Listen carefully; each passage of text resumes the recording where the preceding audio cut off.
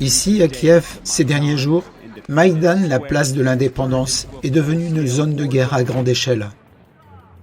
Nouveaux affrontements à Kiev, dans la capitale ukrainienne.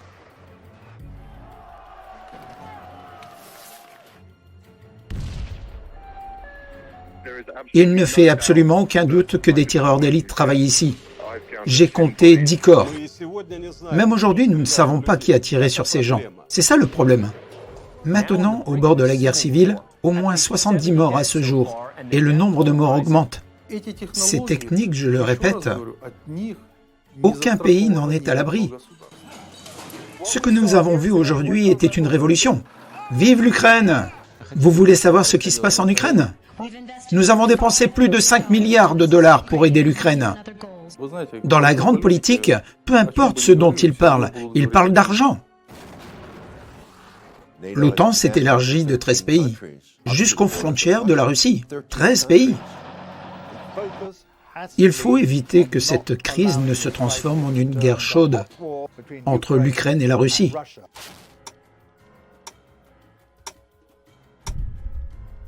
C'est un sujet dangereux. Nous parlons de la guerre. Personne ne devrait se sentir en sécurité aujourd'hui.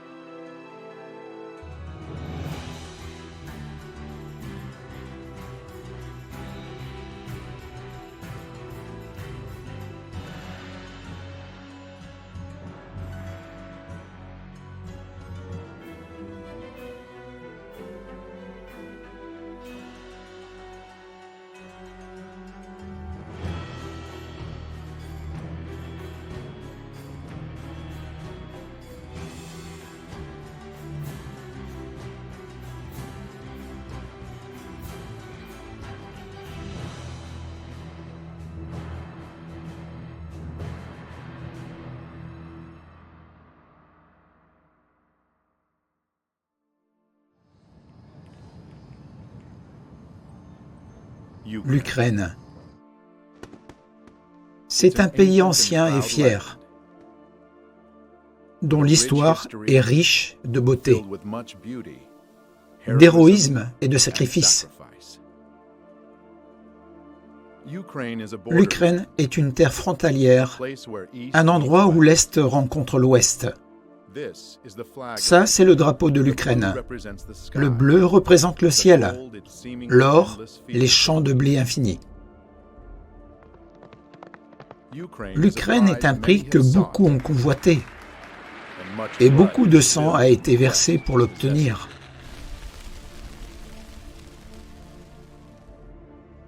L'Ukraine a été la voie pour les pays occidentaux lorsqu'ils ont tenté de conquérir l'Est. Pendant la Première Guerre et la Deuxième Guerre mondiale, à chaque fois, le peuple ukrainien a payé le prix fort pour ces grands jeux de pouvoir. L'histoire ne se répète pas, mais elle rime sûrement, disait Mark Twain. En regardant de près l'histoire de l'Ukraine, on remarquera qu'il y a beaucoup de rimes. Étant entourés de puissances plus fortes, les Ukrainiens ont dû faire preuve de beaucoup de ruses pour survivre. L'art qu'ils ont vraiment maîtrisé dans le temps était l'art de changer de camp. Au milieu du XVIIe siècle, le dirigeant ukrainien Bogdan Khmelnytsky rompt la paix conclue avec la Pologne et se range du côté de la Russie plus puissante.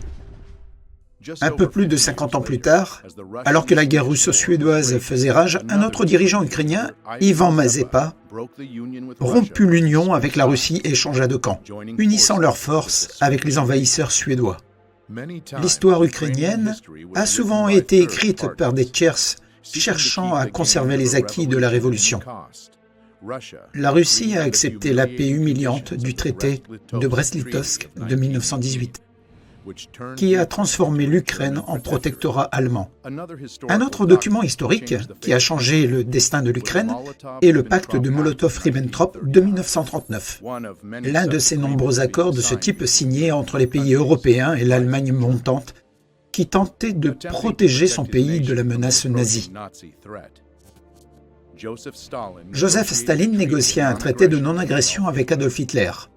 En se promettant mutuellement la paix, les ministres des Affaires étrangères soviétiques et allemands, Molotov et Ribbentrop, ont divisé la carte de l'Europe de l'Est en la divisant en sphères d'influence allemande et soviétique. Dès la signature du pacte Molotov-Ribbentrop, la Pologne est divisée. En septembre 1939, l'Est de la Pologne est devenu l'Ouest de l'Ukraine et une partie de la famille des républiques soviétiques et de l'URSS.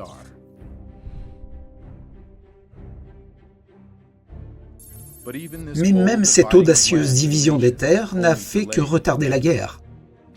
L'Allemagne a rompu sa promesse envers l'URSS. Le 22 juin 1941, l'Allemagne envahit l'URSS et lance l'opération Barbarossa, la plus grande opération militaire de l'histoire mondiale.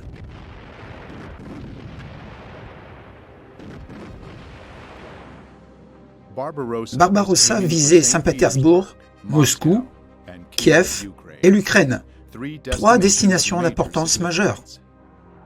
L'Ukraine, avec ses riches terres et ressources, était une ressource industrielle et économique importante pour l'URSS. La couper de l'Union soviétique aurait été un grand succès.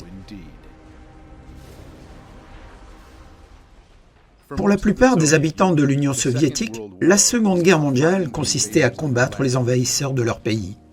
Mais ce n'était pas si simple pour l'Ukraine. La vérité est que l'Ukraine n'a jamais été un seul pays. Quand la Seconde Guerre mondiale a commencé, une grande partie de l'ouest de l'Ukraine accueille les soldats allemands en tant que libérateurs des forces du régime soviétique et collabore ouvertement avec les Allemands. La véritable ampleur de cette collaboration n'a été dénoncée qu'après de nombreuses décennies après la guerre. Mais nous savons maintenant que des divisions entières et des bataillons ont été formés, tels que les SS Galiciens, Nachingal et Roland. Au début de la guerre, plus de 80 000 personnes de la région de Galicie se sont portées volontaires pour les SS Galiciens, connus par la suite pour leur extrême cruauté envers les Polonais, les Juifs et les Russes sur le territoire ukrainien. Les membres de ces groupes militaires provenaient principalement d'organisations de nationalistes ukrainiens, l'OUN, fondée en 1929. Cette organisation avait pour objectif ultime une Ukraine ethniquement pure et considérait la terreur comme une mesure acceptable pour parvenir à ses fins.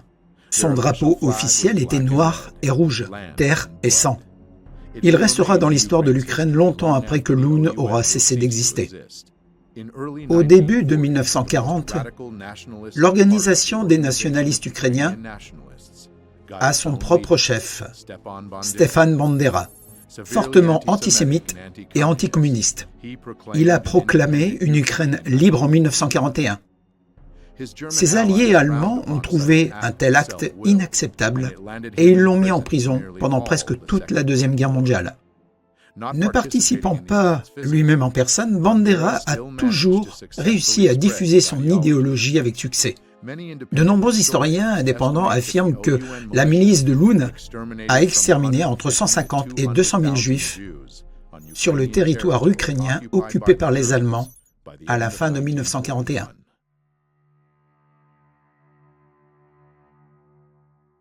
Le massacre le plus tristement célèbre et le plus atroce a eu lieu le 29 septembre 1941 à Babi Yar, à Kiev. Tout juif de la ville de Kiev et de ses environs doivent se présenter le lundi 29 septembre à 8 h du matin, avec des documents, de l'argent et des objets de valeur, ainsi que des vêtements, du linge, etc.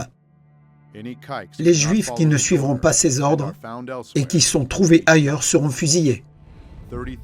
33 771 Juifs ont été tués par les nazis et la milice ukrainienne. Un autre massacre atroce a été perpétré par l'armée des rebelles ukrainiens et Loun. C'est arrivé sur le territoire de la Volhynie polonaise occupée par les Allemands et la Galicie orientale entre 1943 et 1944. Ce génocide des Polonais a été mené par Mykola Lebed. 35 à 60 000 personnes en Volhynie et 25 à 40 000 personnes en Galicie orientale ont été victimes de cette opération massive de nettoyage ethnique. Sentant les pertes inévitables des troupes allemandes, l'organisation nationaliste ukrainienne trahit son ancien allié et commence à combattre les forces allemandes et les forces soviétiques. En janvier 1943, l'armée de l'URSS commence à repousser les troupes allemandes, libérant les territoires ukrainiens les uns après les autres. L'ouest de l'Ukraine a été la région la plus longtemps détenue par les Allemands et a finalement été libérée en octobre 1944. Les gangs de Bandera ont poursuivi leur guérilla contre les soviets, menant des attaques sanglantes contre des villes et des villages ukrainiens, laissant le chaos et des victimes parmi les civils.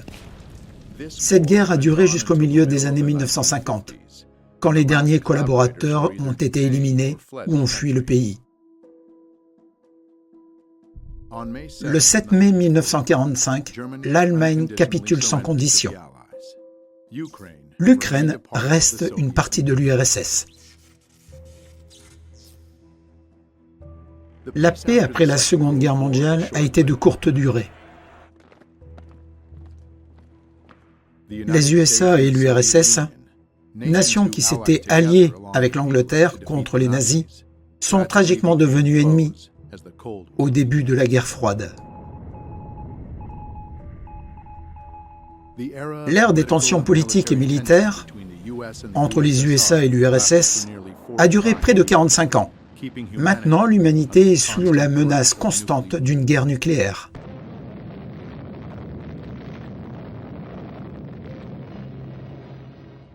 Dans cette bataille, les États-Unis n'ont jamais perdu de vue l'importance de l'Ukraine. Les services de renseignement américains coopéraient étroitement avec des organisations nationalistes ukrainiennes comme source précieuse de contre-espionnage contre l'URSS. Des documents de la CIA récemment déclassifiés montrent des liens étroits entre les renseignements américains et les nationalistes ukrainiens depuis 1946.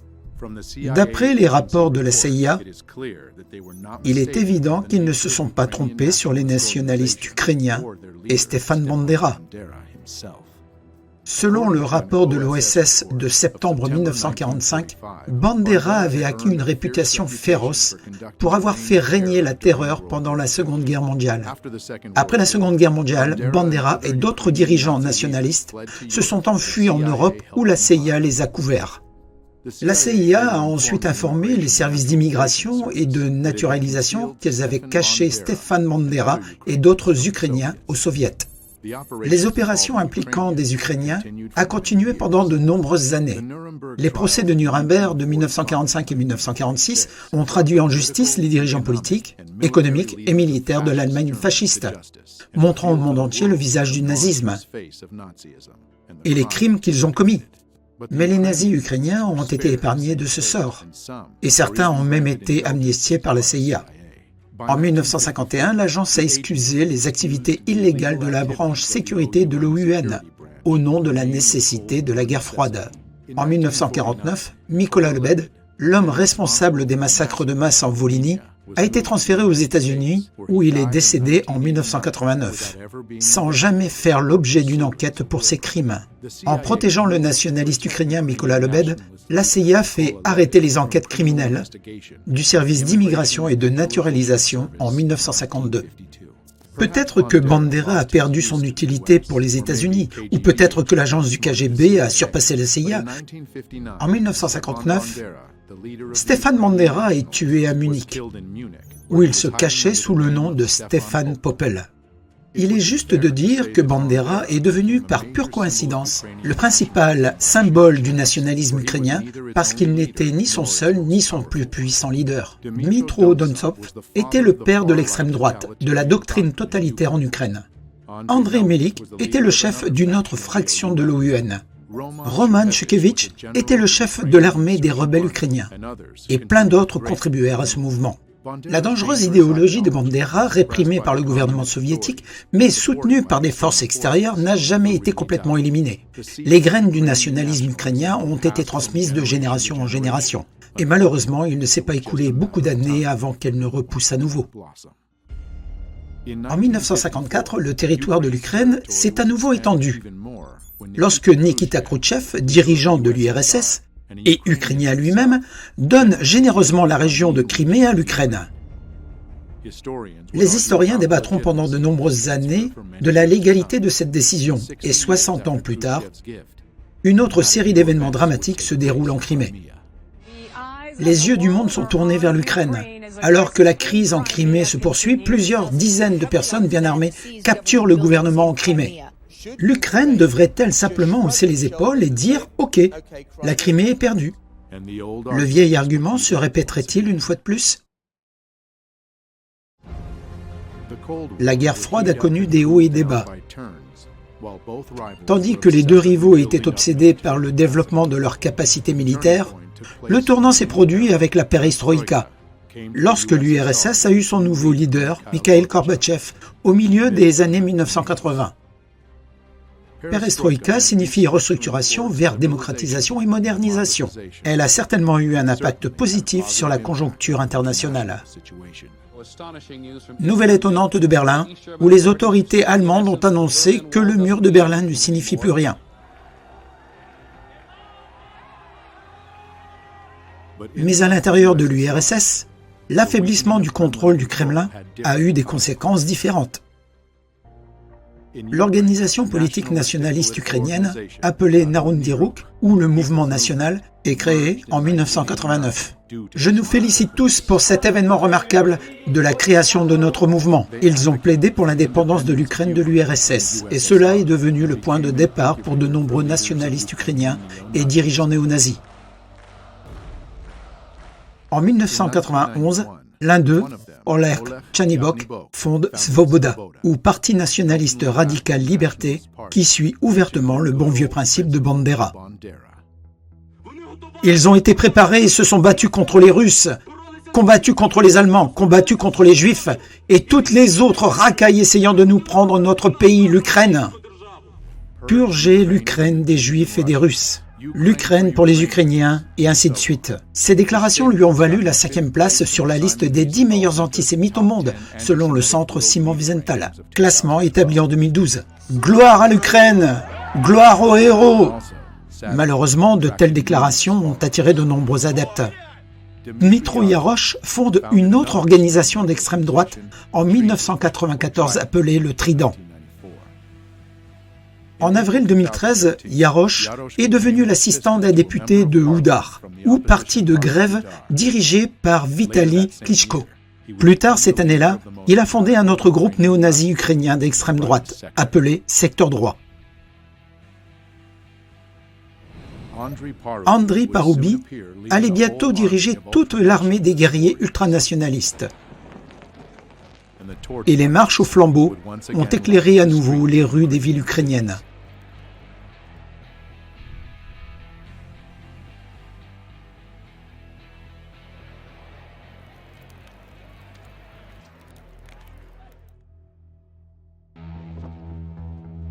Le monde change radicalement en août 1991, lorsque l'URSS cesse de facto d'exister. Et de fait, de nombreuses nouvelles formations politiques apparaissent sur la carte du monde. L'Ukraine est l'un d'entre eux. Pour la première fois dans l'histoire moderne, elle était véritablement indépendante et autonome.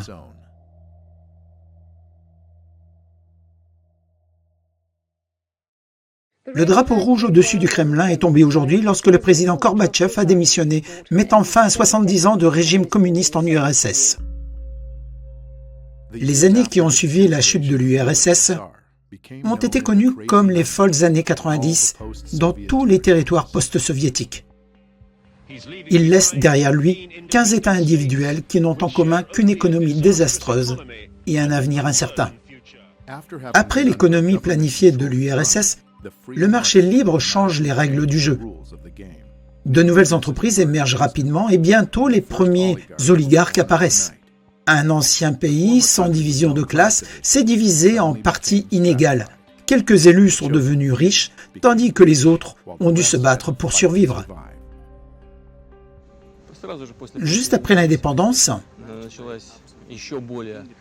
une privatisation sauvage des biens de l'État a commencé, réduisant la qualité de vie du peuple. Juste après l'indépendance, et ce qui est intéressant, c'est que peu importe qui arrivait au pouvoir, rien ne changeait pour le peuple. Un vol constant du peuple se produisait. Un vol constant du peuple ukrainien. Et bien sûr, les gens en ont eu assez de cette corruption grandissante. La déception du peuple a rendu l'Ukraine vulnérable aux forces extérieures. Et bientôt, les gens devaient connaître le nouveau genre de guerre qu'ils n'avaient jamais connu auparavant, les révolutions colorées. Les manifestants affrontent la police, alors que le résultat des élections est remis en question et qu'ils appellent à un nouveau vote. Dans les 24 ans de son indépendance, l'Ukraine a traversé 2 révolutions. En 2004, les gens sont venus dans les rues de Kiev et ont commencé la révolution orange. À cette époque, l'Ukraine est redevenue le champ de bataille de 2 forces. La confrontation entre la Russie et les pays occidentaux a atteint son apogée lors de l'élection présidentielle de 2004. Les 2 principaux candidats, Viktor Yushchenko, soutenu par l'Occident, et Viktor Yanukovych, orienté vers la Russie, se sont partagés presque également les voix du peuple ukrainien. D'ailleurs, il n'est pas exagéré de qualifier Viktor Yushchenko d'être soutenu par l'Occident. Sa femme, Katrina Yushchenko, est un ancien fonctionnaire du département d'État américain et a travaillé à la Maison-Blanche sous l'administration de Reagan. Les votes ont été partagés selon un principe géographique.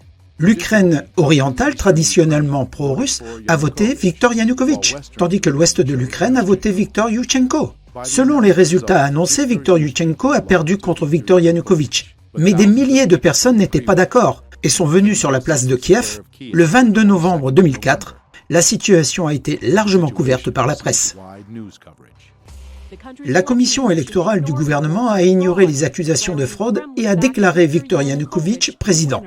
Les politiciens internationaux, tels que l'ancien secrétaire à l'OTAN Javier Solana, sont devenus des invités fréquents à Kiev pour initier des négociations entre les partis.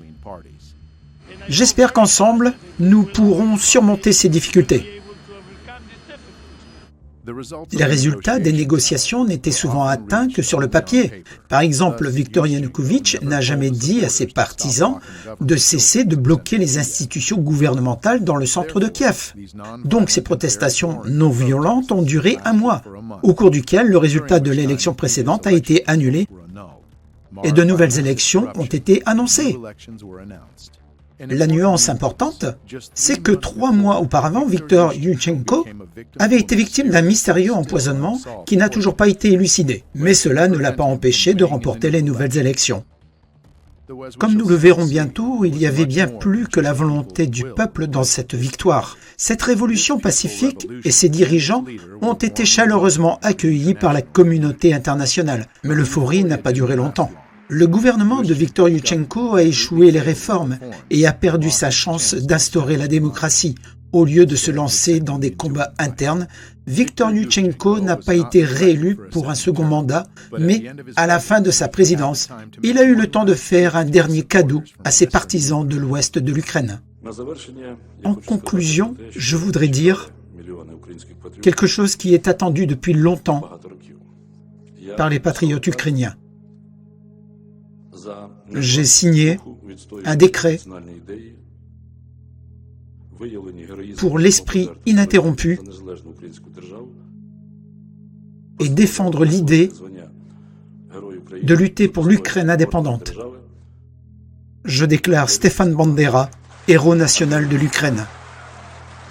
Gloire à l'Ukraine. Le statut de héros de Stefan Bandera a été de courte durée. En 2010, Viktor Yanukovych a été élu président et cette fois, la communauté internationale n'avait aucun doute sur la légitimité des élections. En janvier 2011, Viktor Yanukovych a abrogé le titre de héros de Bandera. Et après presque 4 ans de sa présidence, une nouvelle révolution secoua l'Ukraine. Mais malheureusement, celle-ci était tout sauf pacifique.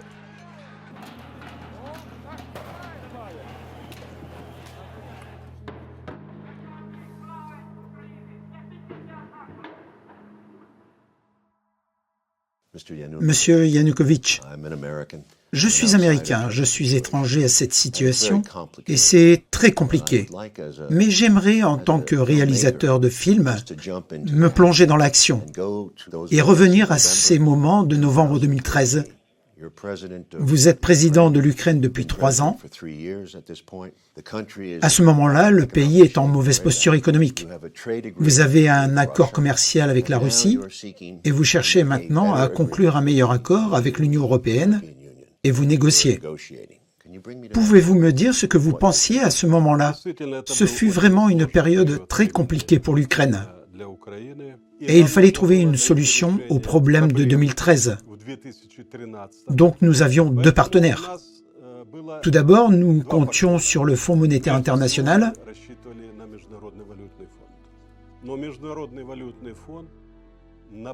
Mais pendant toute l'année des négociations, le FMI nous a proposé des solutions inacceptables.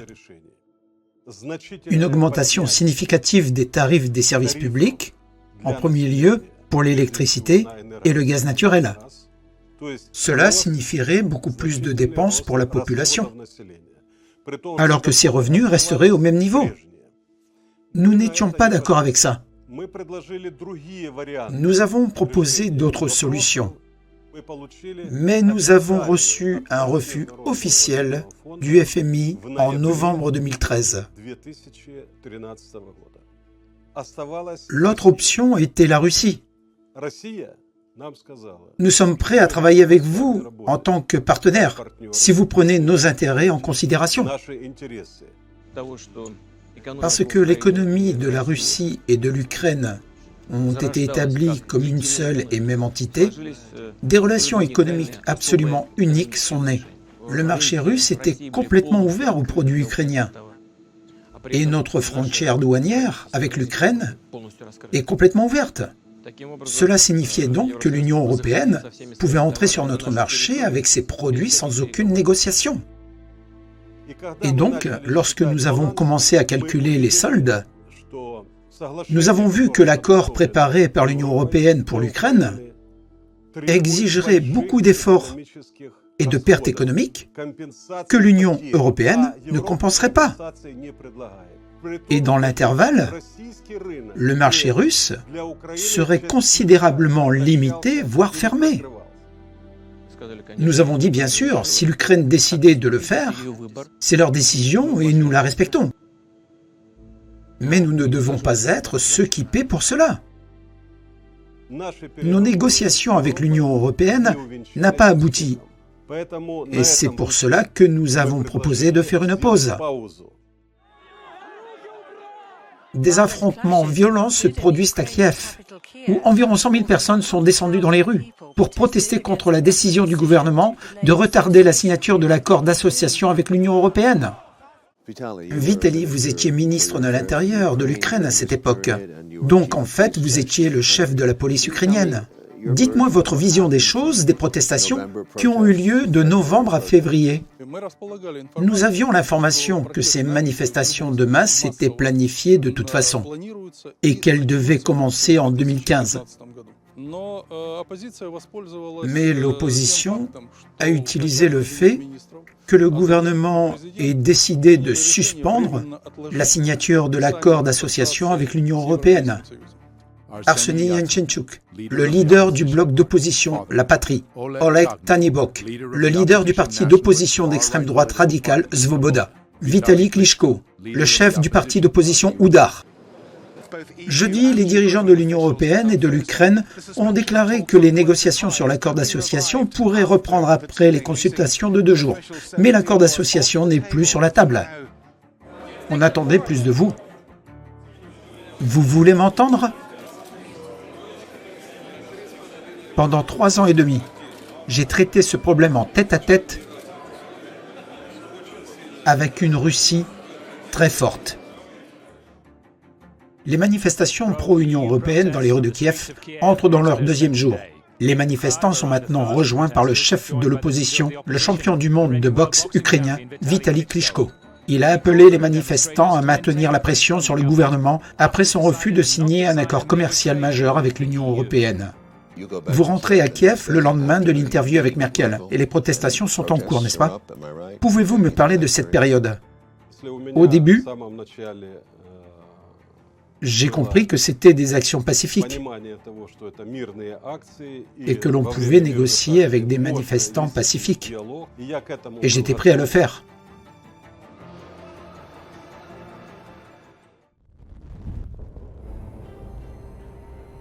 En ce qui concerne les manifestations de novembre à février, il faut tenir compte de la dynamique de leur développement qui s'est produite auparavant en Ukraine. De nombreuses organisations publiques sont financées par l'étranger et un grand nombre de journalistes reçoivent des subventions étrangères. Robert Parry est un journaliste d'investigation travaillant à Washington, D.C., connu pour avoir révélé l'affaire Irano-Contra dans les années 1980. Il est l'un des fondateurs de consortiumnews.com et a réalisé de nombreux reportages sur la crise en Ukraine et ce qui se cache derrière. Une ONG est une organisation non gouvernementale et de nombreuses ONG sont tout à fait légitimes et travaillent à de bonnes fins, en essayant d'aider les gens, en résolvant les problèmes médicaux et d'eau. Mais il y a des ONG qui sont financées par les services du gouvernement et servent davantage l'objectif de ce gouvernement plutôt que d'essayer de servir les gens avec qui ils sont censés travailler. Une chose que nous avons vue dans les années 80, à ce moment-là, la CIA avait été largement discréditée à cause des scandales qui ont été révélés dans les années 70. Pendant 15 ans, la CIA a secrètement financé les activités et les associations d'étudiants nationaux à l'étranger. Mais il est apparu qu'il existait un vaste réseau de pénétration de la CIA. Ainsi, lorsque l'administration Reagan est entrée en fonction, il y avait un concept selon lequel, au lieu d'avoir la CIA, qui allait traditionnellement dans ces pays, pour financer leurs médias, leurs ONG et différentes opérations politiques, ce concept a été essentiellement transmis à une nouvelle organisation, appelée Fondation nationale pour la démocratie, créée en 1983, qui faisait à peu près ce que faisait la CIA.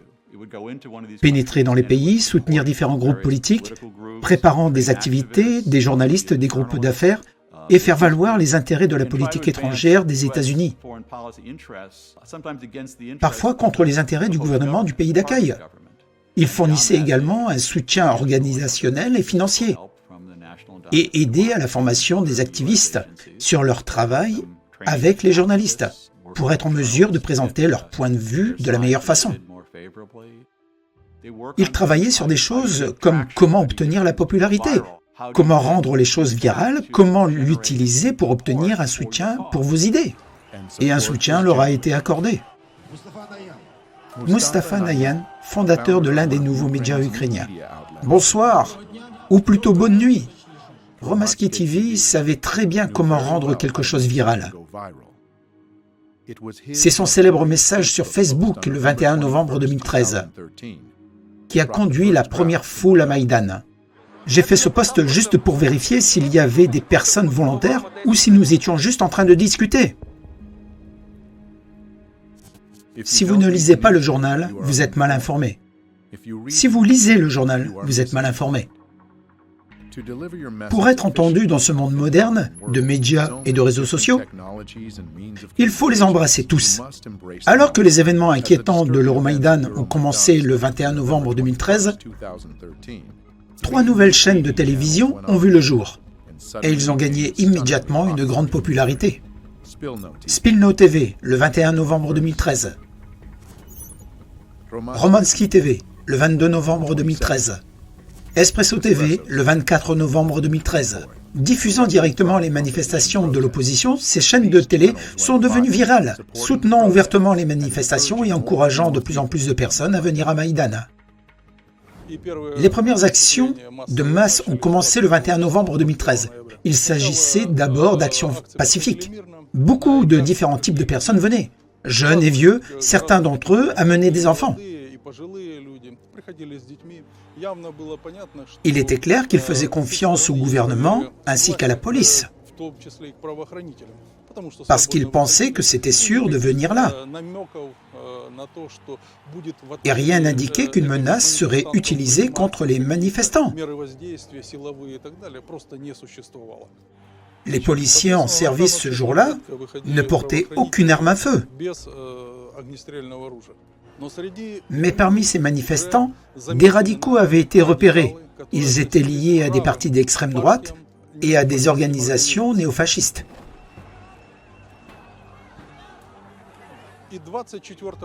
C'est donc le 24 novembre qu'ils ont mené la première action agressive.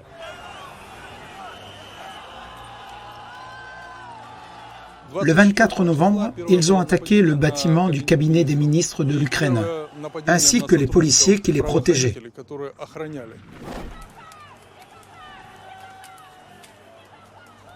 La deuxième attaque contre les agents des services de sécurité ukrainiens a eu lieu le 25 novembre. Et puis, il y a eu les événements notoires du 30 novembre. Le 30 novembre 2013 est devenu le premier tournant du Maïdan. Bien que les événements de cette nuit-là aient été largement couverts par la presse, la vérité sur ce qui s'est exactement passé est encore incertaine. Je vais vous dire comment j'ai personnellement vécu ces événements. J'ai reçu un appel de Popov, le chef de l'administration de Kiev, qui m'a dit qu'il aimerait commencer à installer l'équipement pour le sapin de Noël sur la place. Je lui ai expliqué qu'il n'y avait aucun moyen qu'il puisse faire cela tant qu'il y avait des gens sur le Maïdan. À environ 1h du matin, quand les gens ont commencé à quitter la place, j'ai eu une conversation avec le chef du service de sécurité ukrainien. Je lui ai demandé son avis sur la situation actuelle et il m'a dit « Je suppose, Dieu merci, que c'est fini. Nous avons une information selon laquelle c'est fini. Car depuis le 21 novembre, je vivais et dormais littéralement dans mon bureau.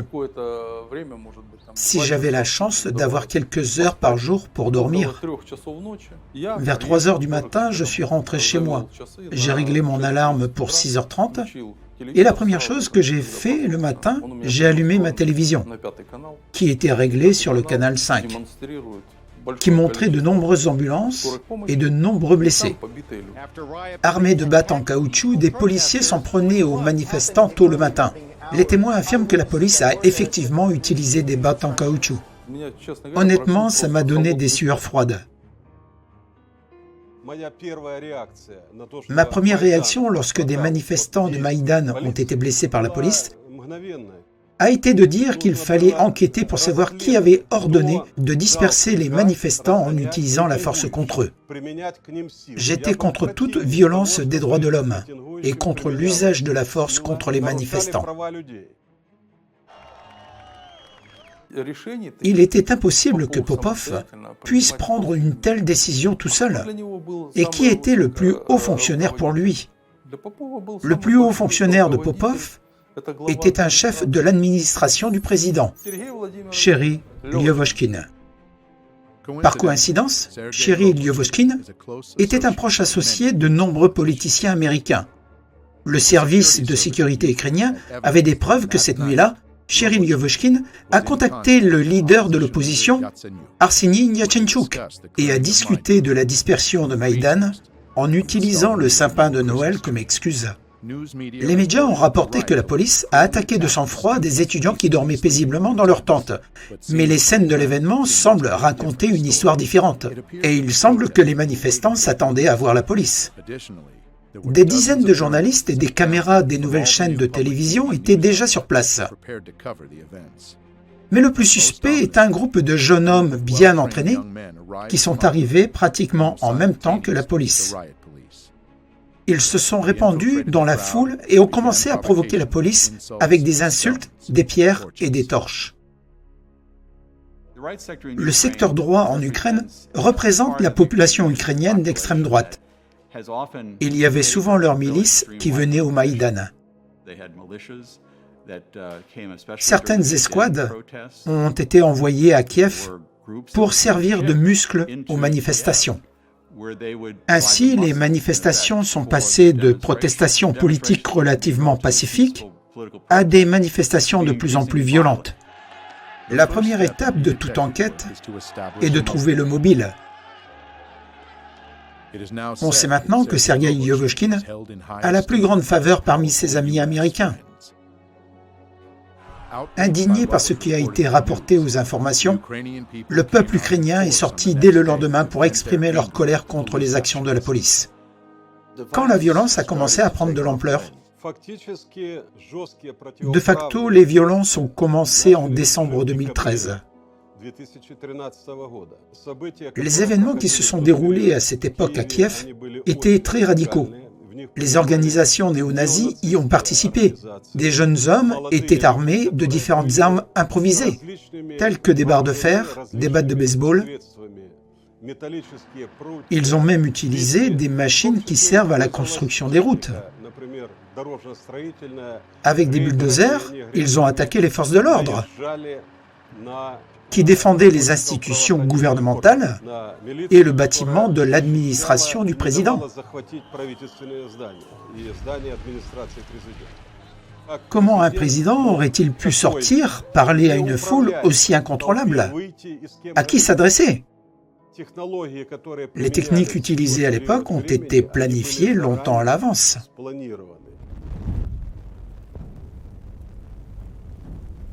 Aussi voilées et masquées que puissent être les révolutions colorées, un observateur attentif peut voir un motif subtil révélant leur véritable nature. Pour que les foules agissent comme un seul groupe, il faut les unir au niveau du subconscient. Les cerveaux des révolutions colorées le savent bien et maîtrisent cet art. Le symbolisme est l'un des outils les plus puissants pour atteindre cet objectif. Des organisations politiques révolutionnaires, aux noms étonnamment similaires et aux symboles encore plus semblables, apparaissent dans les pays qui seront bientôt touchés par des révolutions. Ils sont souvent décrits comme étant conscients et actifs, mais en réalité, ils sont formés et radicaux. Ce sont eux qui tirent le premier coup, littéralement, pour convertir les protestations en indignation. Leurs empreintes digitales peuvent être trouvées partout sur les cartes des révolutions de couleur. Ils utilisent toute l'expérience des générations passées. Des outils simples mais efficaces, comme le chant, font un excellent travail. Ensemble, nous sommes forts. Bien connus pour exciter la foule et créer une identité de groupe, ils dépersonnalisent les individus et créent un groupe facilement manipulable. Qui ne saute pas est un Russki. Qui ne saute pas est un Russki. Merci les amis. Gloire à l'Ukraine. Bien sûr, cela ne pourrait pas se faire sans argent. Donc, de nombreuses subventions d'ONG ont été accordées à l'Ukraine. Et ce n'est pas un secret. Par ailleurs, l'une de ces organisations, Romandex TV, a reçu de généreux dons des ambassades néerlandaises et américaines, ainsi que de la Fondation Renaissance fondée par George Soros. J'ai créé une fondation en Ukraine, avant même que l'Ukraine ne devienne indépendante de la Russie. Et la fondation fonctionne depuis lors. Elle a joué un rôle important dans les événements ukrainiens actuels. J'aime la critique, mais elle doit se faire à ma façon. Avez-vous des preuves de l'implication des États-Unis ou avez-vous ressenti la présence des États-Unis? Les officiels américains étaient souvent invités. Il y avait des membres du Congrès. Victoria Nuland venait très souvent. Nous discutions avec elle, mais après ces discussions, elle se rendait sur Maïdan pour soutenir les manifestants et accuser la police de faire usage de la force. En fait, nous avons vu tous ces messages sur Maïdan. Nous viendrons ici, sur cette place, pour célébrer avec vous et l'Ukraine qui font front avec l'Union européenne et les États-Unis. Des membres du Congrès visitaient l'Ukraine. L'un des plus connus était le sénateur John McCain. Le haut fonctionnaire américain, la personne qui s'était présentée à la présidence, parlait aux gens qui agissaient contre leur gouvernement démocratiquement élu en leur disant que les États-Unis étaient avec eux. Je suis le sénateur John McCain et c'est toujours un plaisir de revenir ici en Ukraine. Le sénateur McCain donnait aux gens le sentiment d'être soutenus par le pays le plus puissant de la planète. Il ne s'agit pas de l'avenir que vous souhaitez pour votre pays, mais de l'avenir que vous méritez. De nombreuses délégations venaient et je leur ai dit que, premièrement, qu'ils n'auraient pas dû mentir. Ils n'auraient pas dû prendre le parti des manifestants et protéger uniquement leurs droits pour créer et aggraver le conflit. Dites-moi si les manifestants sont autorisés à s'emparer des bâtiments gouvernementaux dans n'importe quel autre pays. Est-ce qu'un ambassadeur ukrainien pourrait-il venir voir les manifestants à Ferguson et distribuer des cookies ou des tartes et accuser la police des États-Unis? Je crois que ceci est inacceptable dans n'importe quel pays européen également. Alors pourquoi l'Ukraine a-t-elle été traitée de cette manière? Qui était votre contact au plus haut niveau à ce moment-là? Mon contact de plus haut niveau était le vice-président, M. Biden. J'ai eu des entretiens téléphoniques réguliers avec lui. Mais le problème était que M. Biden disait une chose et il faisait des choses différentes en Ukraine. Et l'ambassadeur américain? L'ambassadeur américain en Ukraine recevait constamment les délégués du Maïdan dans son ambassade. Nous le savions très bien. Nous suivions ce processus. Et nous avions l'impression qu'il y avait un quartier général de ce processus à l'intérieur de l'ambassade américaine.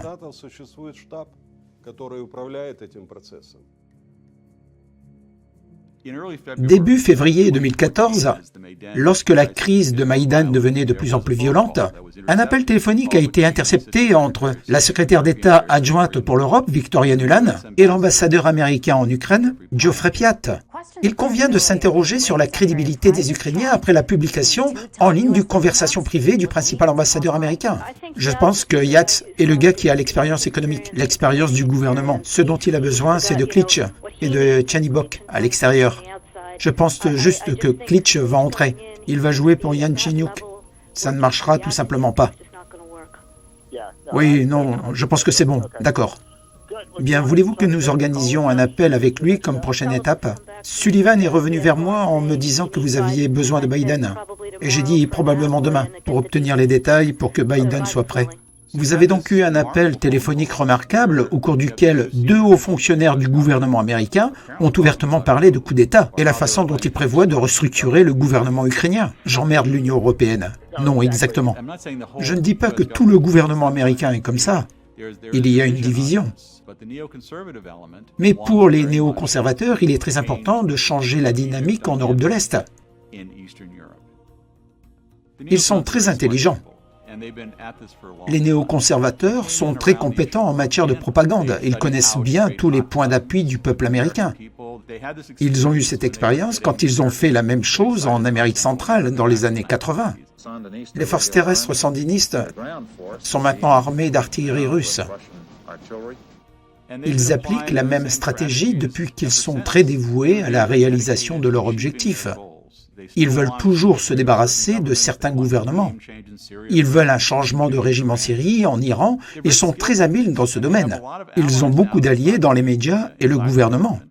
Et cela signifie qu'ils ont beaucoup d'influence sur la création du récit. Je pense qu'en Amérique, ces jours-ci, nous nous sommes en quelque sorte vendus à nous-mêmes, qu'il y a beaucoup de façons de traiter ce problème autrement que par la force. Vladimir Poutine se soucie du pouvoir dur. Les néoconservateurs diabolisent maintenant le leader du pays qui se vend au peuple américain. Donc vous ne vous contentez pas d'argumenter sur la politique, vous attaquez le leader. Les néoconservateurs sont très habiles pour choisir les caractéristiques des leaders et les mettre en valeur. Pour Yanukovych, on peut dire que c'est un leader politique imposant, mais il a été transformé en diable. Il est complètement corrompu, maléfique, qui veut tuer les gens sur Maïdan, ces merveilleux manifestants innocents. De cette façon, nous avons maintenant le méchant et la victime, et puis vous continuez à répéter ce scénario de base, et ça marche avec le peuple américain. Vous devez comprendre qui est Vladimir Poutine. C'est un vieux du KGB qui veut restaurer l'Empire russe. Vous en faites des démons, et le peuple américain trouve que c'est de cette façon qu'il peut comprendre le monde. Une fois que cela se produit, les journalistes ou quelqu'un d'autre ont du mal à dire « Attendez, il n'y a pas de chapeau blanc ou de chapeau noir. Tout est très compliqué. » Et si vous dites cela, vous êtes instantanément catalogué comme un apologiste de Yanukovych ou de Poutine. Celui qui a osé dire cela est maintenant attaqué. Peu importe qui il est, un journaliste, un universitaire ou autre. Tout bon réalisateur vous dira que le tempo et le rythme sont les principaux instruments pour retenir l'attention du public. Les techniques utilisées à Maïdan nécessitaient de sacraliser les victimes. Cela faisait partie du scénario. On peut également parler de méthode de trahison. Lorsque les Alliés sont jetés dans la flamme révolutionnaire, l'idée est simple. Lorsque la préparation est faite, il suffit d'appuyer sur une gâchette pour mettre la chaîne en mouvement. L'assassinat de l'homme politique Rafik Hariri a déclenché la révolution du Cèdre. En regardant en arrière le mystérieux empoisonnement de Viktor Yushchenko, juste avant la révolution orange de 2004, nous voyons maintenant qu'il est devenu lui-même la victime sacrée. La plupart des analystes politiques s'accordent à dire que la compassion du peuple ukrainien a fait pencher la balance vers sa présidence.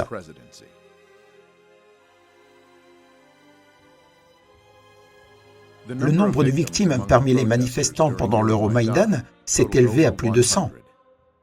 Ils ont été appelés les Sangs célestes et ont été immédiatement mythifiés. Le passage à tabac d'étudiants le 30 novembre 2013 a été un déclencheur évident d'Euromaïdan. Ceux qui ont envoyé des provocateurs, entraînés sur la place, ont très bien compris que les manifestants pacifiques étaient ceux qui étaient le plus blessés. Il est difficile de faire durer les manifestations pendant des mois. La tension s'affaiblit, les gens se fatiguent. Les vacances sont aussi un grand danger pour les cerveaux de la révolution. Les gens veulent rentrer chez eux pour retrouver leur famille et leurs amis. Il faut être très inventif pour les garder dans des tentes froides.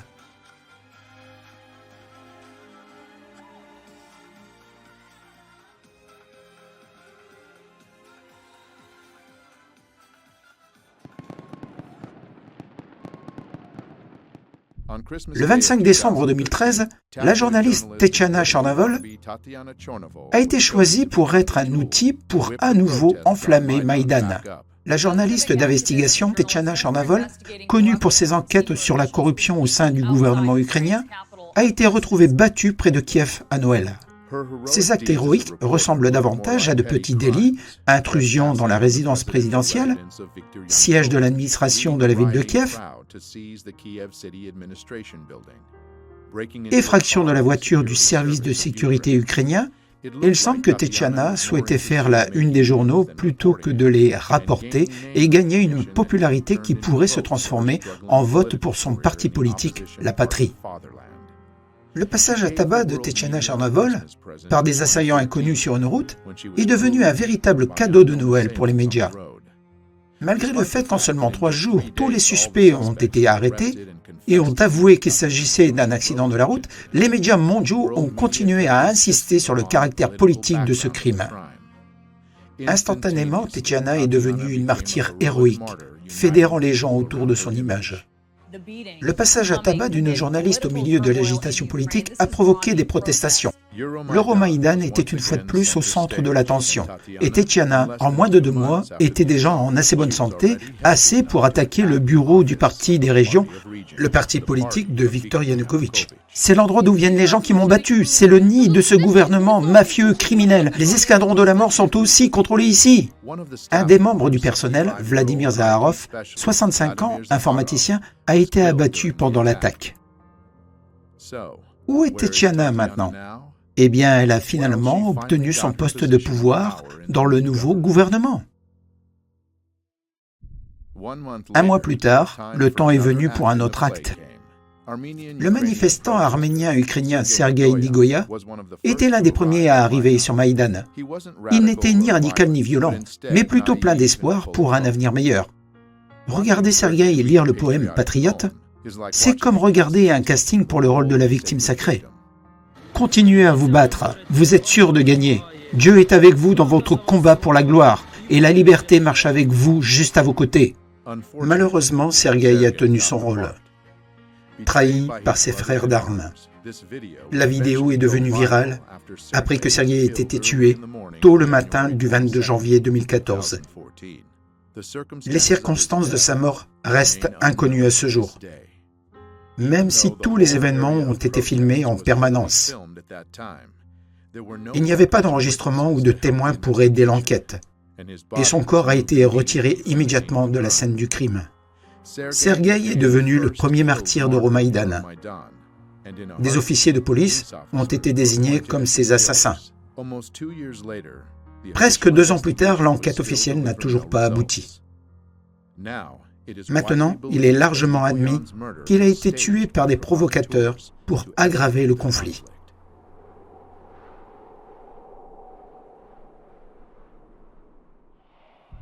Dieu parle aux gens par le langage des signes. Le 26 janvier 2014, le pape François a prié pour l'Ukraine, en s'adressant à des milliers de personnes sur la place Saint-Pierre.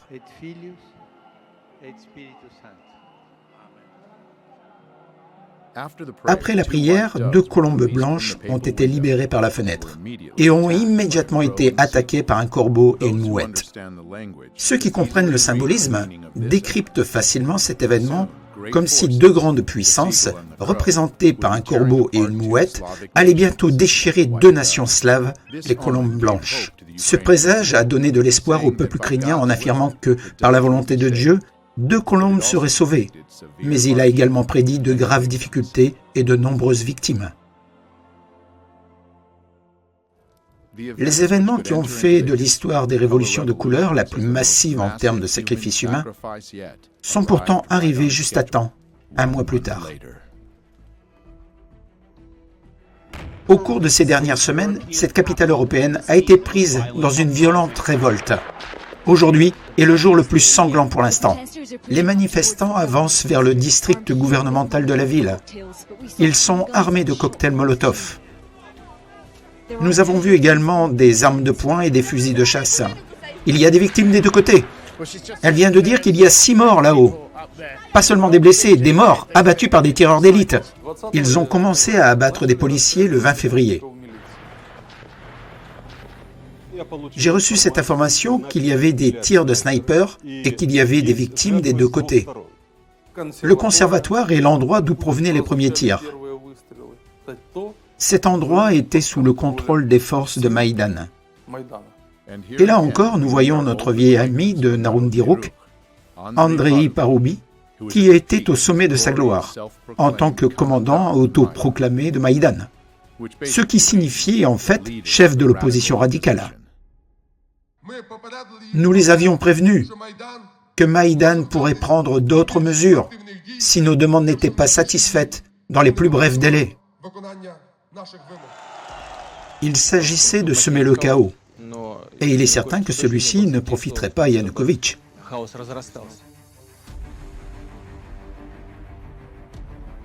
Vous pouvez voir ici des manifestants escortant une file d'officiers des forces spéciales.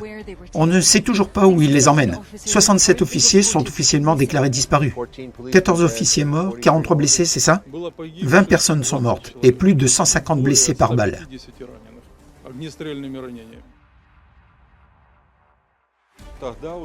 Puis il était clair, les 20 et 21 février, qu'un coup d'État militaire était en train de se produire. Le leader de l'opposition, Vitali Klitschko, a appelé ses partisans à rester vigilants. « Chacun d'entre vous doit rester fort », a-t-il dit, « car nous n'allons nulle part. » À la même époque, nous négocions avec l'opposition. Et très souvent, nous étions d'accord. Mais comme je l'ai découvert plus tard, ce n'était qu'un jeu. La partie radicale de l'opposition, qui n'a pas participé aux négociations, n'écoutait personne. Elle a juste fait son travail. Comme en 2004, lors de la Révolution orange, les dirigeants internationaux ont estimé qu'il était temps d'intervenir et de mettre les deux côtés à la négociation. 3 ministres européens des Affaires étrangères sont venus à Kiev. Laurent Fabius, Frank-Walter Steinmeier, Radoslav Sikorski. Ils ont participé à la réunion entre le président Yanukovych et l'opposition. Ils se sont mis d'accord sur le terme d'une élection présidentielle avant la date prévue et sur les moyens d'établir des relations entre le président et l'opposition. Le président ukrainien et les dirigeants de l'opposition se sont mis d'accord sur une trêve. Une trêve pour donner une chance de pourparler entre le président Yanukovych et l'opposition. Tout comme en 2004, l'opposition, ou du moins sa faction radicale, le secteur droit, dirigé par Dmytro Yarosh, n'avait pas l'intention de remplir sa part du marché. Les accords conclus ne répondent pas à nos exigences. Le secteur droit ne baissera pas les armes. Le secteur droit ne débloquera aucune des institutions gouvernementales tant que notre principale revendication ne sera pas satisfaite, la démission de Viktor Yanukovych. J'ai signé un tel document, mais un peu plus tard, j'ai compris que, quel que soit le document que nous devions signer, le coup d'État était déjà planifié et il était inévitable. Donc, de facto, cela ne dépendait plus de nous. Si vous ne signez pas, vous aurez la loi martiale, l'armée, et vous mourrez tous. Les dirigeants de l'opposition ont déclaré qu'ils avaient trouvé un moyen de mettre fin à l'effusion de sang. Mais ils voulaient d'abord annoncer la conclusion des négociations. Et il est vite apparu que les manifestants n'étaient pas satisfaits.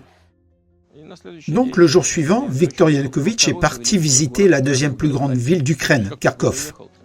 Dès son départ, sa résidence et le gouvernement ont été saisis par des personnes armées. Comment vous appelez ça? Le fait que je sois parti à Kharkov en hélicoptère, les voitures d'escorte partaient séparément, mais personne ne le savait. Alors que les véhicules présidentiels roulaient, ils ont ouvert le feu sur eux. Nos services de renseignement avaient reçu des informations selon lesquelles il y avait des mercenaires et dont l'objectif n'était pas de capturer le président Yanukovych, mais de l'exécuter. J'ai donc demandé au président Poutine la permission de me rendre en Russie. Cette autorisation m'a été accordée et j'ai reçu de l'aide. Et le 24 février, je suis arrivé sur le territoire russe.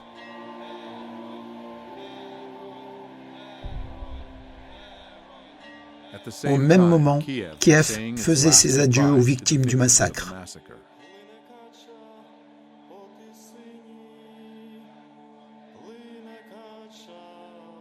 Et accueillait ceux qui étaient arrivés au pouvoir au prix de leur vie. Le Parlement ukrainien a voté en faveur de la nomination d'Alexander Turknov comme président par intérim. Il a appelé les législateurs à former un nouveau gouvernement d'ici mardi. Cet événement fait suite à la destitution du président Viktor Yanukovych samedi. Et puis ils ont destitué Yanukovych sans suivre la procédure constitutionnelle de destitution. La procédure de destitution n'a pas été respectée. La Cour constitutionnelle et la Cour suprême devaient être impliquées. Et cela n'a pas été fait, car au moins 3/4 des députés devaient voter au Parlement. Le Parlement ukrainien est composé de 450 députés. La Constitution de l'Ukraine exige qu'au moins une majorité des 3/4 de 338 députés vote en faveur. Mais seulement 328 députés ont voté oui. Mais cela ne représente pas les 3/4 des parlementaires. Le département d'État américain a immédiatement qualifié le nouveau gouvernement de légitime.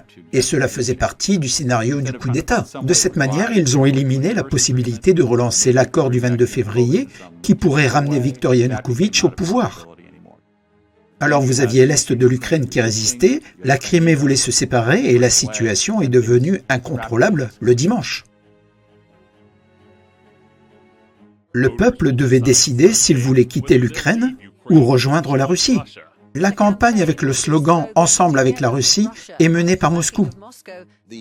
La situation du référendum en Crimée se produisait également à ce moment-là. Le référendum en Crimée a été initié par le peuple de Crimée. C'était une autre façon de répondre aux représentants de Maïdan s'ils voulaient reproduire un autre Maïdan en Crimée. Ce n'est pas un secret de dire que la population de Crimée a toujours été pro-russe. Les autorités de Crimée, en accord avec la population, ont pleinement soutenu la décision de Viktor Yanukovych de retarder la signature de l'accord commercial de 2013 avec l'Union européenne. À l'intérieur, les liens sont bien plus profonds avec la Russie. Au moment des événements de Kiev, les autorités de Crimée ont fait une déclaration. Sur la base de la volonté du peuple de Crimée qui nous a élus, nous déclarons que nous ne donnerons pas la Crimée aux extrémistes et aux néo-nazis qui cherchent à prendre le pouvoir en Ukraine au prix du sang du pays et de ses citoyens. Après le changement de régime à Kiev, des rumeurs ont commencé à se répandre en Crimée, selon lesquelles les nouvelles autorités seraient impitoyables envers ceux qui s'opposent à elles. Gloire à l'Ukraine! Cela a conduit des manifestations pro-russes, de personnes qui ne sont pas d'accord avec le nouveau gouvernement de Kiev. Le 27 février, l'institution gouvernementale dans la capitale de la Crimée a été saisie par des manifestants pro-russes. Le gouvernement de Crimée a été démis de ses fonctions et le nouveau dirigeant Sergueï Aksionov a été désigné comme chef de la République autonome de Crimée. Sûrement qu'ils avaient de l'espoir, et ils ont demandé au gouvernement russe de les protéger. Le 16 mars, le référendum de Crimée a eu lieu et les habitants ont voté pour quitter l'Ukraine et entrer dans la Fédération de Russie. La situation en Crimée a été présentée comme une invasion russe. Et encore une fois, une personne qui regarde cela sérieusement et regardez les chiffres des sondages, dont certains ont été réalisés par les agences américaines elles-mêmes, qui montrent clairement que les habitants de la Crimée veulent rejoindre la Russie. Mais dans les médias américains, tout a été présenté comme une invasion russe et un vote truqué où les gens votaient littéralement sous la menace d'une arme. Et c'est ainsi qu'ils ont obtenu 96% des voix pour rejoindre la Russie. L'idée d'un référendum en Crimée est tout simplement anticonstitutionnelle.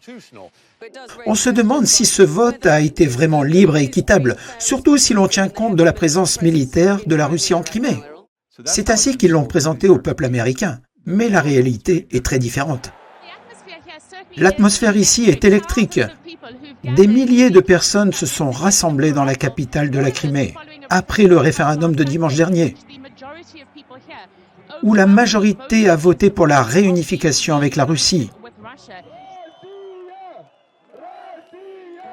J'aimerais vous demander, qu'est-ce que la démocratie? La démocratie est une politique fondée sur la volonté du peuple. Comment pouvons-nous connaître la volonté du peuple? Dans le monde moderne, cela se fait par un vote. Plus de 90% des gens sont venus. Et plus de 90% d'entre eux ont voté pour l'adhésion à la Russie. La volonté du peuple doit être respectée. Ne déformez pas à chaque fois le droit international et les principes de démocratie en fonction de vos intérêts géopolitiques actuels. Nous n'avions pas eu de guerre là-bas.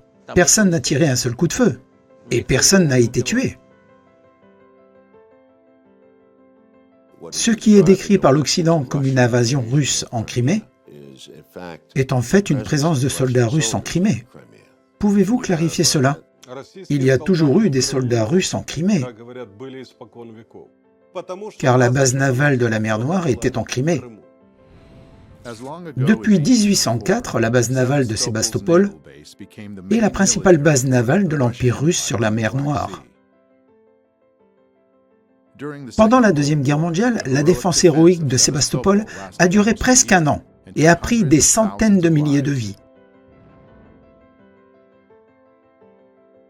La base navale de Crimée est donc une fierté historique pour la flotte russe de la mer Noire et revêt une importance stratégique considérable.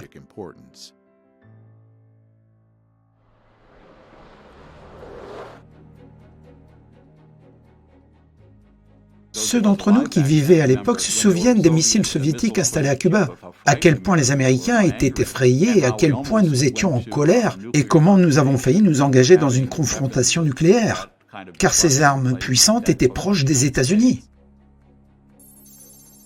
Les États-Unis considéraient Cuba comme étant dans leur arrière-cour,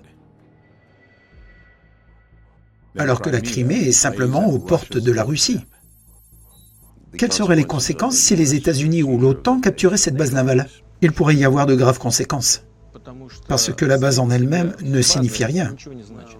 Mais il y a une nuance que j'aimerais souligner. Pourquoi pensez-vous que nous réagissons autant à l'expansion de l'OTAN? Nous sommes concernés par le processus décisionnel. Je sais comment les décisions sont prises. Dès qu'un pays devient membre de l'OTAN, il ne peut pas résister à la pression des États-Unis. Car qui est le leader de l'OTAN? Les États-Unis. Tout peut apparaître très facilement. Système de défense antimissile, nouvelle base, nouveau système offensif si nécessaire. Que devons-nous faire? Nous sommes obligés d'avoir des contre-mesures, c'est-à-dire de mettre ces objets qui nous menacent dans la ligne de mire de nos systèmes de missiles. Et la situation devient tendue. Si nous sommes attaqués, nous répondrons certainement. Parfois, je ne comprends pas toujours la logique de nos partenaires. Parfois, on dirait qu'ils ont besoin d'un ennemi extérieur à tenir en laisse. Et ils établissent leur propre discipline, ainsi appelée bloc d'Europe occidentale. Et malgré les inquiétudes, l'Iran n'est pas à la hauteur. Je suis préoccupé par l'expansion de l'OTAN, qui s'est étendue à 13 pays, jusqu'aux frontières de la Russie. 13 pays. C'est un sujet très dangereux. C'est un sujet de guerre entre la Russie et les États-Unis. C'est de la pure folie.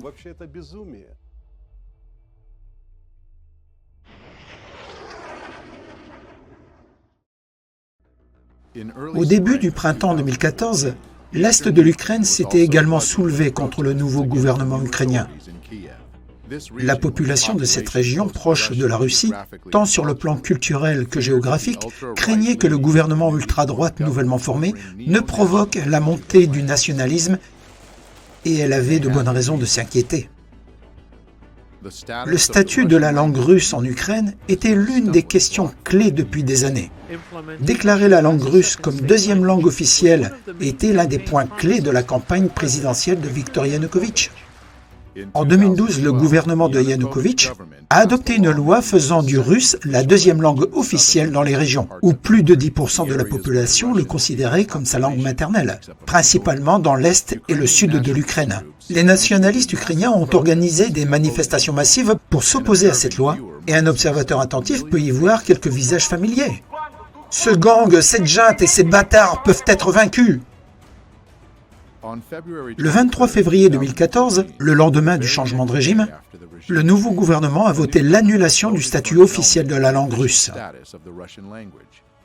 Même le président par intérim, Alexander Turkhinov, a opposé son veto à cet acte.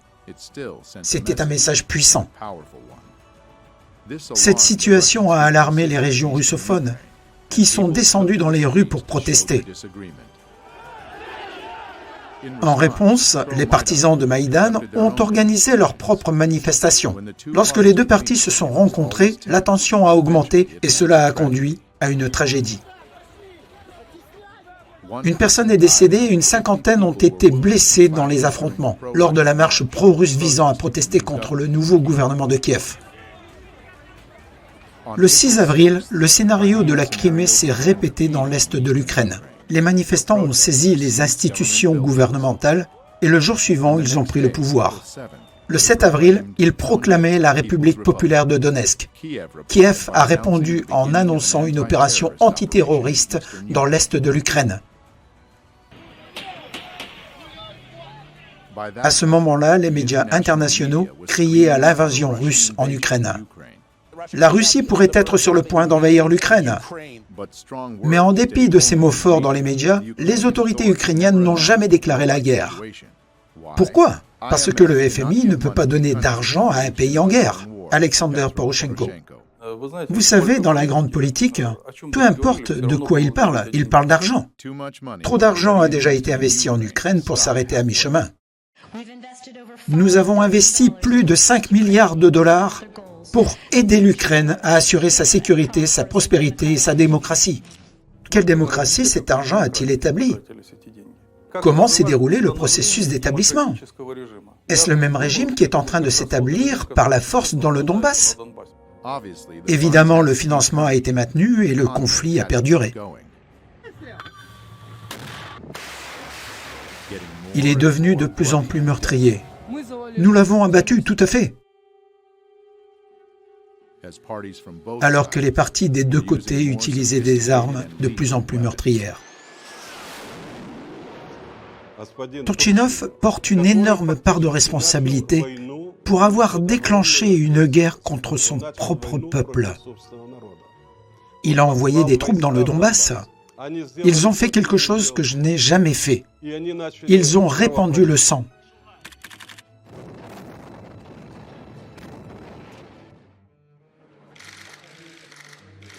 Le monde semblait trop occupé à saluer la nouvelle démocratie à Kiev pour remarquer ce qui se passait alors qu'elle étendait ses ailes à tout le pays. De nombreuses personnes dans le sud de l'Ukraine observaient la révolution avec inquiétude. Odessa n'abandonnera pas. Et un mouvement anti-Maïdan se forma à Odessa en janvier 2014. Les manifestants s'installèrent devant la maison des syndicats, un bâtiment qui allait bientôt devenir un monument de massacre. Il est difficile de surestimer l'importance d'Odessa. Elle est stratégiquement située sur la mer Noire et c'est le plus grand port maritime d'Ukraine. Il n'est pas surprenant que les nouvelles autorités ukrainiennes aient observé le déroulement de cette situation avec inquiétude. De plus en plus de gens rejoignaient l'anti-Maïdan, alors que la situation dans l'est de l'Ukraine se réchauffait. Le nouveau gouvernement ukrainien n'avait pas le pouvoir d'entrer en guerre sur deux fronts à la fois. Si Odessa rejoignait le soulèvement, cela compliquerait sérieusement la situation. Cette rébellion devait être éteinte immédiatement et à tout prix. Et ce prix était élevé. Le 2 mai 2014, les fans de football ont afflué au centre de la ville. Le prétexte était un match de championnat ukrainien de football. Étonnamment, un certain nombre de ces fans qui sont venus à Odessa juste avant le match se sont également avérés être des combattants de la milice d'autodéfense de Maïdan, ainsi que des membres d'organisations radicales de toutes les parties de l'Ukraine. Salutations à la nation, mort aux ennemis, Ukraine par-dessus tout.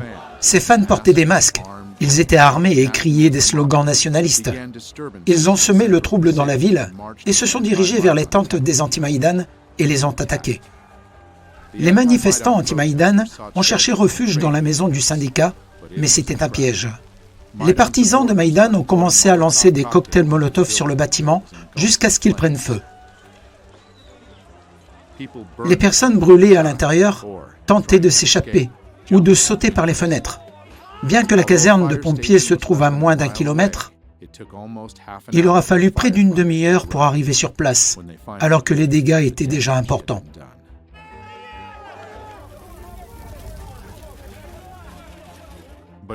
Mais voici un fait intéressant. Quelques jours avant la tragédie, un messager de Maïdan, Andrei Paroubi, s'est rendu à Odessa.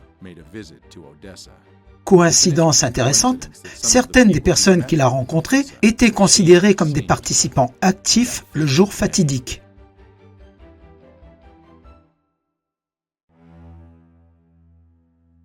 Mais tout le monde n'était pas en deuil.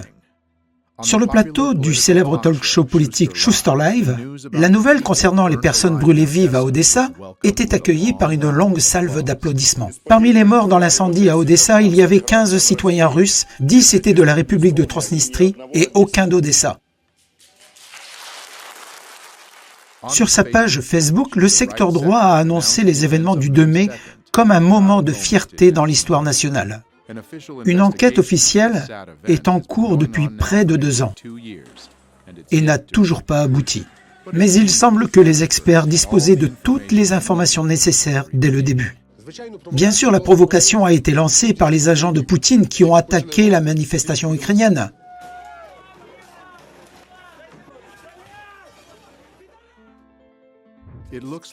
La grande importance d'Odessa se traduit par le fait que le 30 mai 2015, elle a été honorée par un nouveau gouverneur très spécial. Mikhail Saakashvili, un vieil ami des États-Unis, né et élevé dans le pays voisin de l'Ukraine, la Géorgie. Là-bas, en Géorgie, un rapide coup d'œil à sa biographie permet de comprendre qu'il était préparé pour une mission spéciale. « Je suis un manifestant pacifique, ne me touchez pas !» M. Saakashvili recevait une bourse du département d'État américain et a ensuite travaillé pour l'organisation new-yorkaise CMARA, un groupe dont nous avons entendu parler dans l'histoire des révolutions colorées. Ce que nous avons ici est une révolution démocratique sans effusion de sang. C'est la révolution des roses.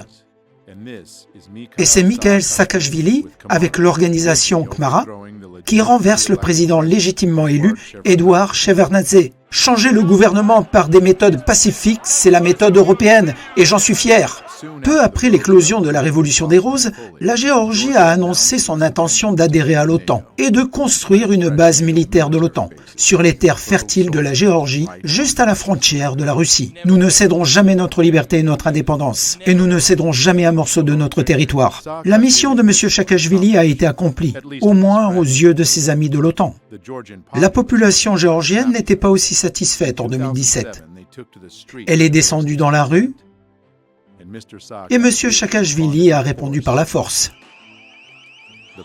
Le mécontentement du peuple grandissait. Le parti de Saakashvili a perdu les élections législatives et l'opposition a pris le contrôle. Il a déclaré que, conformément à la Constitution, la majorité du nouveau Parlement doit former un nouveau gouvernement avec lui comme président. Mikhail a décidé de ne pas attendre les résultats des élections présidentielles et a fui le pays en octobre 2013. En 2014, Saakashvili a refusé la citation à comparaître au tribunal en tant que témoin dans certaines affaires pénales. La même année, il a été accusé d'abus de pouvoir et de détournement de fonds. Saakashvili s'est retrouvé aux États-Unis et ses amis à Washington lui ont rapidement trouvé une nouvelle mission. Mikhail a soutenu activement le Maïdan et a très vite été récompensé par un poste élevé dans le nouveau gouvernement ukrainien. Tout d'abord comme conseiller du président, puis comme gouverneur d'Odessa. La veille de sa prise de fonction, il a renoncé à sa citoyenneté géorgienne et est devenu citoyen ukrainien. Je resterai toujours un fier citoyen de ma fière patrie. Fier citoyen de ma fière patrie. Comme on dit, la bataille vaut le sang, au sens propre comme au sens figuré. Je connais la valeur réelle des réformes de M. Saakashvili, ainsi que je sais que son rôle et sa présence en Ukraine fait partie du projet, que certaines forces doivent effectuer en Ukraine. Georges Piat, l'ambassadeur américain en Ukraine, avait rendu visite à Saakashvili un mois seulement après sa prise de fonction à Odessa. Tant que l'administration d'Odessa obtiendra des résultats,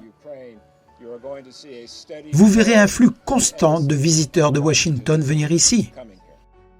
La réunion a été productive et Geoffrey a été généreux.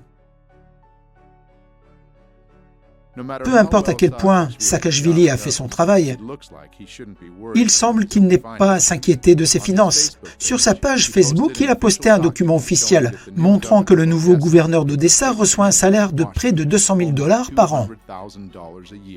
À titre de comparaison, le gouverneur du Maine reçoit 70 000 $ par an.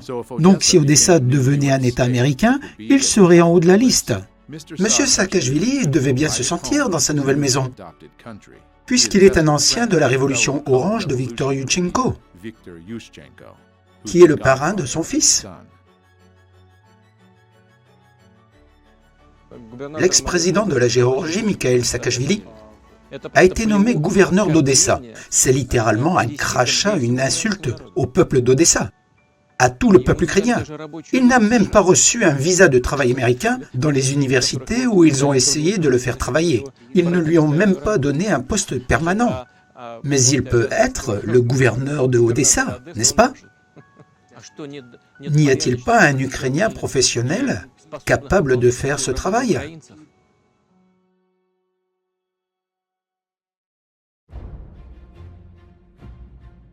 Une guerre, une fois lancée, ne choisit pas ses victimes. Nous apprenons à l'instant que Malaysia Airlines a perdu le contact avec l'un de ses avions. L'avion a en effet été abattu par un missile alors qu'il survolait l'Ukraine près de la frontière russe.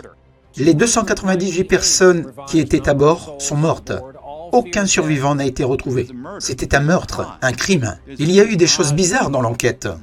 De la nonchalance à propos de la recherche des réponses. Il y a eu un rapport très limité 2 mois après l'événement. Il a été dit que le prochain rapport serait pour l'anniversaire de l'événement. Si vous avez affaire à une enquête criminelle, vous devez travailler pendant que les traces sont encore chaudes. Pourquoi n'y a-t-il pas eu plus de pression de la part des médias et des gouvernements occidentaux pour répondre à ces questions? Même sans réponse, les doigts se sont pointés immédiatement. Ce n'est pas un accident. Cela se produit grâce au soutien de la Russie. Les preuves indiquent que l'avion a été abattu par un missile lancé depuis le territoire contrôlé par les séparatistes soutenus par la Russie en Ukraine. Sans aucun doute, le pays dans lequel cela s'est produit est responsable de cette horrible tragédie. Le Boeing malaisien n'était pas le premier avion à jouer un rôle important dans les relations russo-américaines. Le 1er septembre 1983, le vol 007 New York-Séoul de la Korean Airlines a été abattu par un avion intercepteur soviétique au-dessus du territoire de l'URSS dans la mer du Japon. Il n'y a absolument aucune justification légale ou morale pour ce que les soviétiques ont fait. La tragédie du Boeing coréen était considérée comme une excuse parfaite pour démontrer la puissance militaire de l'OTAN, dangereusement à proximité des frontières de l'URSS. Le 2 novembre 1983, l'OTAN a lancé des exercices massifs portant sur le scénario de réponse à une escalade provoquant une guerre nucléaire, suivie du placement d'un missile balistique Pershing II en Europe. Ce que Reagan a fait pouvait provoquer une réaction paranoïaque et excessive du côté des soviétiques. Un rapport des services de renseignement américains récemment déclassifié montre que pour la première fois depuis la crise des missiles de Cuba, le monde a frôlé la guerre nucléaire.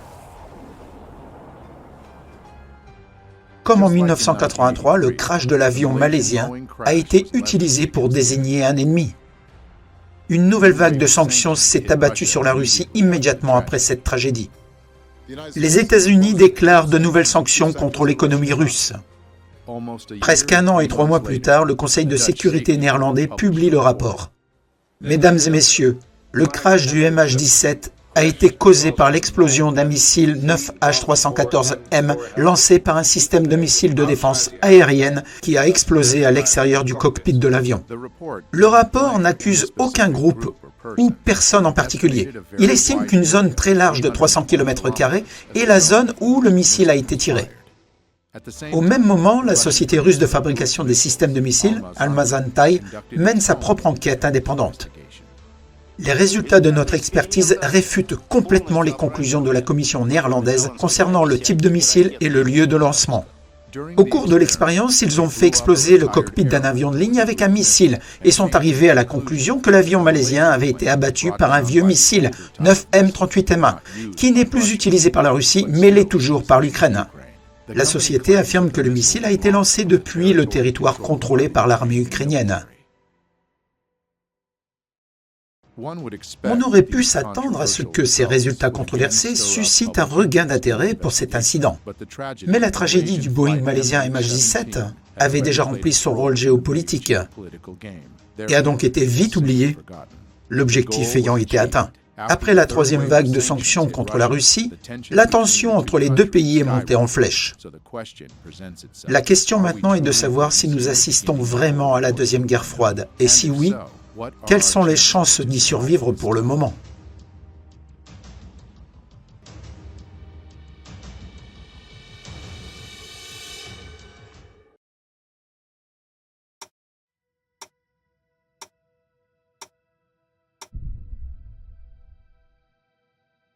En 1947, le Bulletin des scientifiques atomiques a lancé le projet de l'horloge de l'apocalypse. Il représente un compte à rebours vers l'anéantissement nucléaire mondial. En 1953, au plus fort de la guerre froide, il était presque minuit, alors que les superpuissances créaient des arsenaux nucléaires massifs. C'est l'histoire de l'expansion constante des programmes nucléaires. Alors que le monde commençait à prendre conscience du danger insensé de la guerre nucléaire et à prendre des mesures pour contrôler la course aux armements, la situation s'est sans cesse améliorée. En 1991, l'horloge n'a jamais été aussi loin, à 17 minutes de minuit. Cette période d'espoir a été de courte durée, car le monde devenait de plus en plus instable. En 2015, le bulletin des scientifiques atomiques a déplacé l'horloge à 3 minutes avant minuit. Aujourd'hui, les changements climatiques incertains, la modernisation des armes nucléaires et les énormes arsenaux constituent des menaces extraordinaires et indéniables pour l'existence de l'humanité. Les États-Unis et la Russie ont lancé des programmes massifs de modernisation des armes nucléaires qui violent les accords existants sur la réduction du potentiel nucléaire.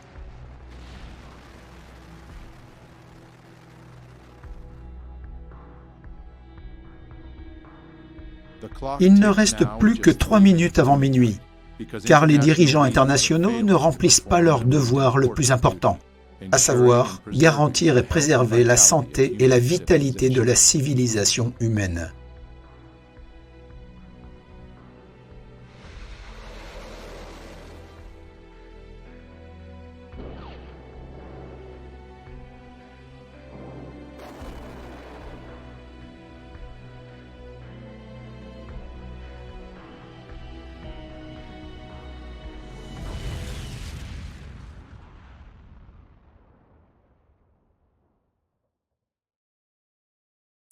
Le patriotisme, c'est soutenir votre pays tout le temps et votre gouvernement quand il le mérite.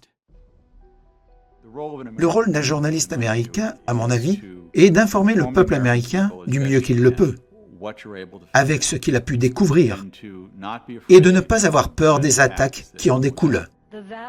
La grande majorité de ceux qui ont participé à Maïdan étaient des manifestants pacifiques. Si vous avez eu de la chance de voir les photos, beaucoup d'entre nous ont participé. J'étais là. Il y avait des mères, des grands-mères, des vétérans. Toutefois, avant de poursuivre, j'aimerais vous demander si des groupes néo-nazis étaient impliqués. Il y avait, comme je l'ai dit, presque toutes les couleurs de l'Ukraine y étaient représentées, y compris les plus belles d'entre elles, y compris des couleurs LED. Donc la réponse est oui. Et c'est le rôle patriotique d'un journaliste dans une démocratie, je pense, et de donner au public autant d'informations que possible, afin qu'il puisse jouer son rôle de citoyen responsable et ainsi contrôler le gouvernement, ou au moins être conscient de ce qui se passe. Nous pensons sincèrement qu'il n'y a qu'un seul moyen de se protéger de ce jeu de manipulation, le discernement. La connaissance, c'est le pouvoir. Il faut avoir la capacité de reconnaître les signaux d'alarme afin d'éviter à votre pays d'être entraîné dans ce chaos. Cela concerne chacun d'entre nous, car la guerre aujourd'hui ne vient pas seulement avec des chars et des bombes, mais aussi avec des médias de masse manipulateurs. Le journalisme qui ment, qui cache et déforme les faits, et qui se concentre davantage sur la création d'informations plutôt que de les rapporter.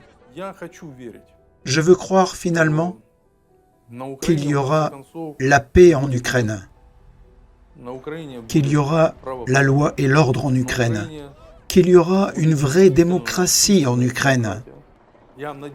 Et j'espère un bon dénouement pour l'Ukraine.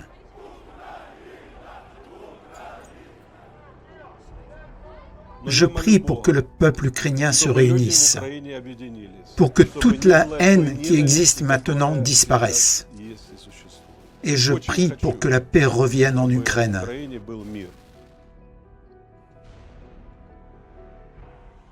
Nous comprenons que le monde a changé.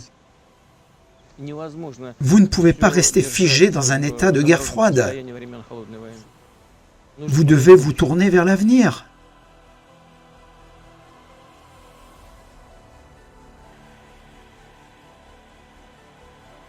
À plusieurs reprises dans notre film, nous avons montré la spirale de l'histoire. Si nous répétons souvent nos erreurs, elles nous donnent aussi toujours une autre chance et de l'espoir.